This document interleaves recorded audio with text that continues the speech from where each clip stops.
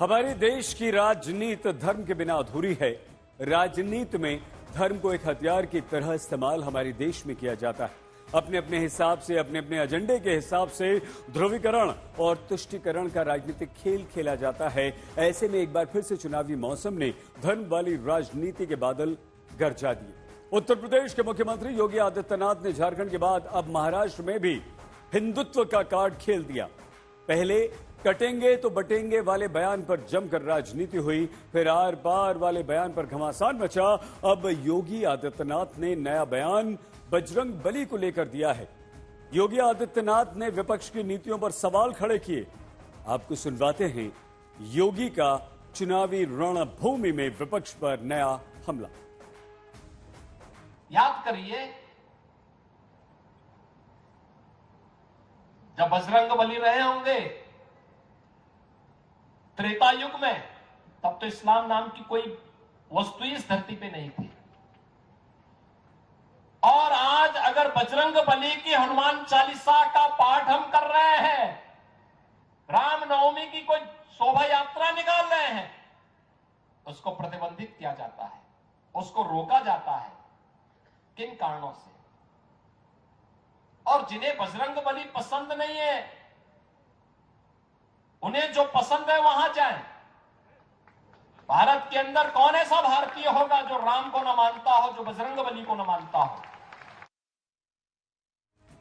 योगी के इस बयान पर विपक्ष एक बार फिर से बीजेपी पर बांटने की राजनीति करने का आरोप लगा रहा है, तो बीजेपी विपक्ष की नीतियों पर प्रश्न खड़े कर रही है। उनकी सोच की पहुंच कहां तक है वो दिखाई दी गई है, और उनको तो सिर्फ आपस में लड़ाई झगड़ा लगाकर ही राज करना है। हमें वैसी बात नहीं करनी है, और इसलिए हमने कहा कि उनका हिंदुत्व और हमारा हिंदुत्व अलग है। हमारा हिंदुत्व दिल में राम और हाथ में काम, हाथ को काम देने वाला हमारा हिंदुत्व है। उनको तो हाथ में वो पत्थर दे रहे। सब भारत के नागरिक हैं, भारत में ही रहेंगे, और सबके आराध्य सबके लिए आराध्य होते हैं। हर धर्मों का सम्मान करना चाहिए। मुख्यमंत्री को मैं ये कहूंगी कि उत्तर प्रदेश में आकर के थोड़ा सा डीएपी बंटवा दें। खाद मिल नहीं रही, किसानों को किल्लत हो रही है, अभी धान खरीद केंद्र खुले नहीं हैं, बाकी महंगाई बढ़ रही है, महिला सुरक्षा के वादे झूठे हैं। तो ये बड़ी बड़ी बातें करने से और ईश्वर का आशीर्वाद नहीं मिलेगा। अब उनकी सरकार यहाँ से जाने वाली। तो हमें लगता है कि शायद विपक्ष के लोग जो है भारतीय संस्कृति से दो चार नहीं हो पाए, वो विदेशी संस्कृति से बहुत ज्यादा इंस्पायर हैं और वो उसी संस्कृति पर जाना चाहते हैं, क्योंकि तुष्टीकरण के चलते वो अपने आराध्य को छोड़ रहे हैं, अपने देश की संस्कृति को छोड़ रहे हैं, त्याग रहे हैं। वो सत्ता चाहते हैं, इसके लिए वो कुछ भी छोड़ने को तैयार हैं। उन्हें लगता है कि शायद ये चुनाव भारत में नहीं हो रहा है, ये चुनाव कहीं विदेश में हो रहा है, पाकिस्तान या सऊदी अरब में हो रहा है। तो उन्हें समझना होगा कि भारत में भारतीय संस्कृति की बात अगर आप उठा रहे हैं और उसके खिलाफ आप जा रहे हैं, विपक्ष उसके खिलाफ जा रहा है, तो इसका मतलब है तुष्टीकरण की राजनीति कौन करता है। महाराष्ट्र नवनिर्माण सेना के अध्यक्ष राज ठाकरे ने भी धर्म के मुद्दे पर हमला किया। राज ठाकरे ने मस्जिदों के लाउडस्पीकर पर प्रतिबंध लगाने की बात कह दी है। राज ठाकरे ने कहा है कि अगर वो सत्ता में आते हैं तो लाउडस्पीकर की आवाज को बंद कर देंगे, जिस पर विपक्ष ने अब पलटवार किया है। मी तुम्हाला आत्ता सांगतो, राज ठाकरेचा शब्द आहे, उद्या तुम्ही माझ्या हातामध्ये जर या महाराष्ट्र राज्याची सत्ता जर समजा हातामध्ये दिली, एकाही मशिदीवरती एकही भोंगा तुम्हाला दिसणार नाही या महाराष्ट्रामध्ये।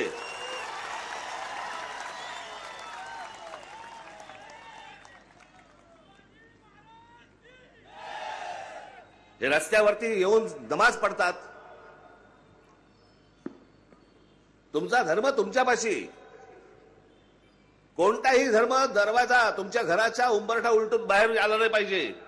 या लोकांच्या धांगडधिंग्याच्या विरोधामध्ये आवाज उठवणारा महाराष्ट्र नवनिर्माण सेना हा एकमेव पक्ष होता आणि आहे आणि राहील। या आपल्या मुंबईच्या शिवतीर्थावरनं मी सांगितलं होतं, या सगळ्या मशिदींवरचे यांचे सगळे भोंगे पहिल्यांदा उतरवून टाका।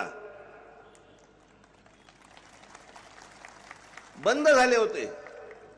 मतलब ये सब बहुत ही चीप और सस्ती शोहरत के लिए हो रहा है, पोलराइजेशन के लिए। और मैं समझता हूँ कि यहाँ का जो उनका वोटर है वो इतना बुद्धू नहीं है कि इनके इस बोलने से नफरत फैलने से पोलराइजेशन हो जाएगा। मैं समझता हूँ इंशाल्लाह इनको सत्ता ही नहीं मिलेगी तो कहाँ से करेंगे ये। अब इनका मस्जिद का लाउड स्पीकर बन देंगे, कोई बता मुसलमानों को मार देंगे, कोई बता एनआरसी ला देंगे। मैं समझता हूँ कि इस देश में ये नफरत के पुजारी है ना, इनकी राजनीति बिल्कुल ख़त्म ही हो जाना चाहिए। सभी धर्मों को अगर एक ही कानून अगर लागू होगा तो जो कानून हिंदुओं को लागू है, हमको 10 बजे के बाद हमारे नवरात्रि हो, हमारे गणेश चतुर्थी की महाआरती हो, वो बजाने देते नहीं, वो करने देते नहीं।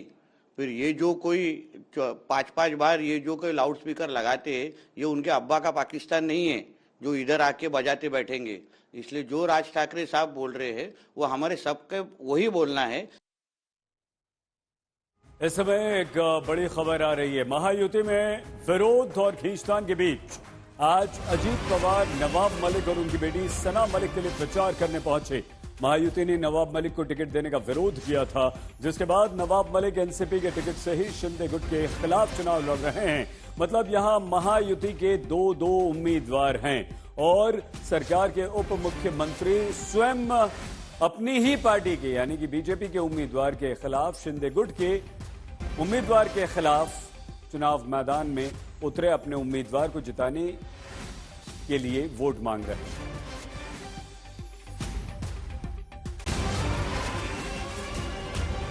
बीजेपी का अपोज है तो आप इसको किस तरीके से देखते हैं? हम आप जिस तरह से देखते हैं वैसा ही मैं देखता हूं। मैं हमारे कैंडिडेट को जिताने की पूरी कोशिश करूंगा। वोटर हमारे ऊपर विश्वास रखेंगे, ऐसा मुझे भरोसा है। उधर महाराष्ट्र के चुनावी मैदान में भी राहुल गांधी संविधान के मुद्दे को लेकर बीजेपी को घेरने की कोशिश कर रहे हैं। राहुल गांधी ने एक बार फिर से संविधान सभा में आरएसएस और बीजेपी पर संविधान को समाप्त करने का आरोप लगाया है। आरएसएस इस पे सीधा आक्रमण नहीं कर सकती है, डरते हैं।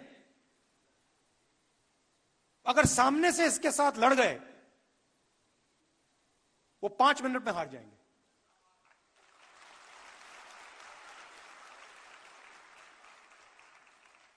सामने से नहीं आ सकते। वो जानते हैं कि जिस दिन वो सामने से आ गए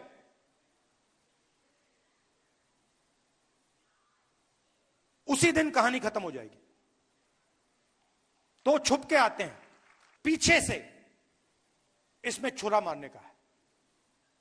अच्छा, दम होता तो आगे से आते। दम होता तो कहते भाई आ रहे हैं, और हम भी कहते भैया आ जाओ।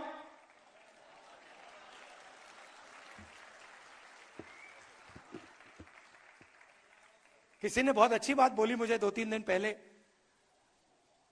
अगर गीदड़ किसी जानवर को गला पकड़ के मारता है तो वो शेर नहीं बन जाता है।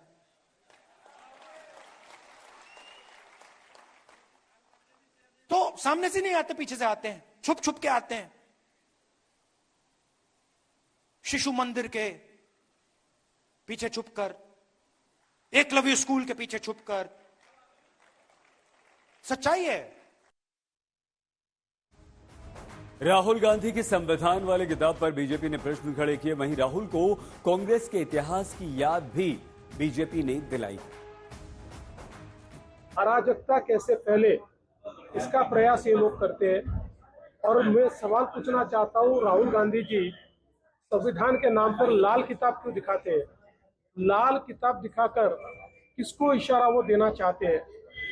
संविधान का तो हम सम्मान ही करते हैं, और मैं ऐसा मानता हूं कि उनके मन में संविधान के पीछे छुपकर और भारत जोड़ो के पीछे छुपकर ये जो अल्ट्रा लेफ्टिस्ट विचारों के लोग हैं, इनके विचारों को लोगों में पहुंचाने का एक प्रयास ये लगातार वो कर रहे हैं। राहुल गांधी संविधान को लेकर जो भ्रम पैदा किया था उन्होंने लोकसभा के चुनाव के पहले, वो भ्रम जनता में दूर हो गया है। वो कह रहे थे भारतीय जनता पार्टी आएगी तो संविधान खतरे में आ जाएगा। अभी भी फिर से वो अपना घिसा पीटा डायलॉग सब जगह बोल रहे हैं। उनको इस तरह की भाषा नहीं बोलनी चाहिए। संविधान की धज्जियां अगर किसी ने उड़ाई है तो वो कांग्रेस पार्टी ने, और संविधान का कोई बचाव करता है तो वो भारतीय जनता पार्टी करती है। और भारतीय जनता पार्टी और नरेंद्र मोदी जी के रहते संविधान को कोई छू नहीं सकता। और संविधान को लेकर एक बड़ी खबर इस समय आ रही है। राहुल गांधी ने यह कहा है कि संविधान को लेकर आवाज उठाना, ये बीजेपी पर हमला किया है और संविधान की आवाज को बीजेपी नक्सली कहती है। राहुल गांधी ने कहा कि अगर आप संविधान को लेकर आवाज उठाओ तो ये नक्सली विचार बीजेपी बताती है। बीजेपी की ये सोच संविधान निर्माता महाराष्ट्र के सबूत डॉक्टर भीमराव अंबेडकर का अपमान है।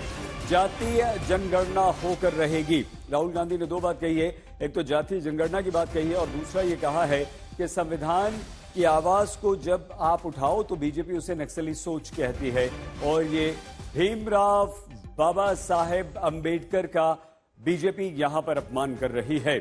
एक और बड़ी खबर इस समय आ रही है। कल से प्रधानमंत्री नरेंद्र मोदी महाराष्ट्र विधानसभा में चुनाव प्रचार की शुरुआत कर रहे हैं और उसके बाद अगले 4 दिनों तक प्रधानमंत्री नरेंद्र मोदी ताबड़तोड़ रैलियां करेंगे।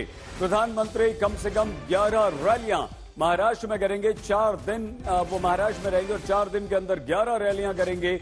वहीं कई सारे रोड शोज भी प्रधानमंत्री नरेंद्र मोदी करेंगे। इसके अलावा प्रधानमंत्री नरेंद्र मोदी के अलावा गृह मंत्री अमित शाह भी कल से महाराष्ट्र में चुनाव प्रचार का मोर्चा संभालेंगे। बीजेपी और अपने गठबंधन को जिताने की बात करेंगे तो प्रधानमंत्री नरेंद्र मोदी और गृह मंत्री अमित शाह का कल से ताबड़तोड़ चुनावी दौरा महाराष्ट्र में शुरू हो रहा है।